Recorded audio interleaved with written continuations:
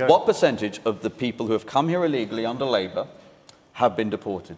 Look, what's really important... No, please answer my question. What's really important what is percentage of those 70,000 have been deported? 50,000 have been deported since we came to power. What percentage of the 70,000 who have come here illegally? You can do the maths of 70,000 and 50,000. Don't you think that's strange that it's mainly men?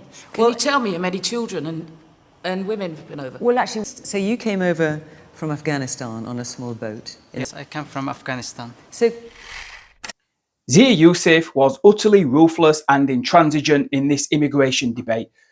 They tried to pull on his heartstrings, but he was having none of it. Absolutely none of it. A woman in the audience asked, "Why is it all men and not women and children coming illegally on the boats?" The host said, "Okay, let's ask the Afghan in the audience who came illegally." He gave his sob story, but didn't answer the question as to why he came alone as a man. Then the host moved straight to Zia Yusuf, expecting him to be moved by the story, and he was anything but.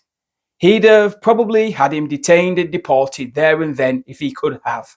I'll play the exchange at the end. It was savage. The illegals in the audience weren't happy. And I get it. They bring Zia on the show and he's just relentlessly attacked by left-wing audiences. Is it any wonder he snapped back at them? Yusuf also tore the Labour immigration minister apart and exposed his nonsense when he tried to gaslight the public with all these deportations Labour have apparently presided over. He was all over the place in this debate. He talked tough on immigration when he was debating the Green Party. Then he talked the language of refugees welcome when he was debating Yusuf. It was ridiculous. The less said about the Green Party's Zach Polanski, the better. He's just a lunatic who would import the world tomorrow, including ISIS and Hamas and whoever else wanted to turn up. And Daisy Cooper from the Lib Dems was not much better. She said men come first on boats because it's too unsafe for women and children. Well, it can't be that dangerous a war zone, can it? If it's okay for the women and children to stay behind and wait months for the men to collect them. She's talking utter nonsense. Take a bow, Zia Yusuf. He was the immovable object in this debate. It was brilliant to watch. I'd just like to ask, it's mainly men coming over. What happens to their families? What's leaving the families behind? Don't you think that's strange that it's mainly men? Can you tell me how many children and women have been over? Well, actually, we have some men in the audience who came over on small boats. Let's hear from one of them. So, Ashraf, where are you sitting?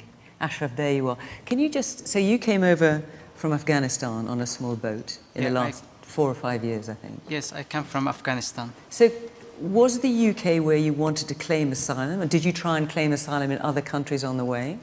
I applied for asylum. I was a refugee and I passed many interviews in different countries. So tell us which country did you try to claim asylum in?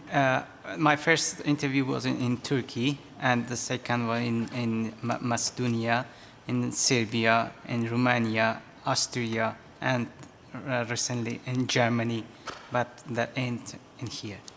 So you applied for asylum in all those countries, what, and they all turned you down? These countries just reject me, and they didn't accept me. So what do you say to the woman here who says, why is it the men that are coming, and what about their families? Why did you come on your own, and what about the fact that so many men are coming? Everybody knows my country is not safe for us. We have a war, about 15 years we are living in a war. Because of that, we come here, and I just want to leave, and because of that I come here.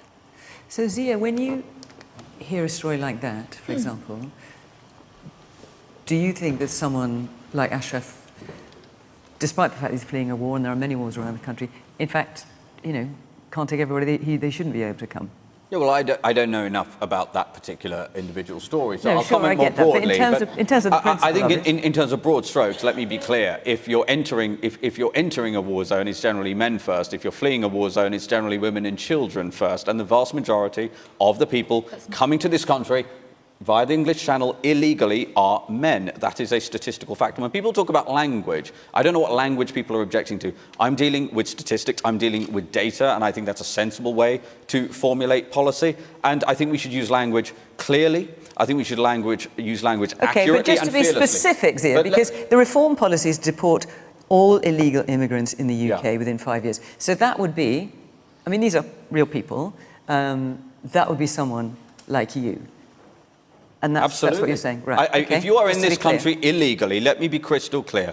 If Nigel Farage is our next Prime Minister, and that's obviously what we're working to deliver, if you're in this country illegally, you will be deported back to the country from which you came. Over 170,000 people have arrived in this country illegally since 2018. Most of that work was done by the Tories, sadly, and that is more people than arrived on the beaches of Normandy on D-Day. I have used the word invasion before, and people might object to that term, but the dictionary definition of an invasion is an unwanted incursion into a space of land. And I don't know what to describe it. 170,000 people arriving. By the way, what are the countries from which they are coming? They're coming from Syria, they're coming from Afghanistan, they're coming from Iraq, they are coming from Iran. Not countries that have a track record of having Britain's interests at heart. The British state exists to serve the British people. Rest of the panel. Hang on. Done. Over 70,000 people have arrived in the United Kingdom illegally since Labour came to power, 50,000 in the last 12 months. That is up 40% year on year relative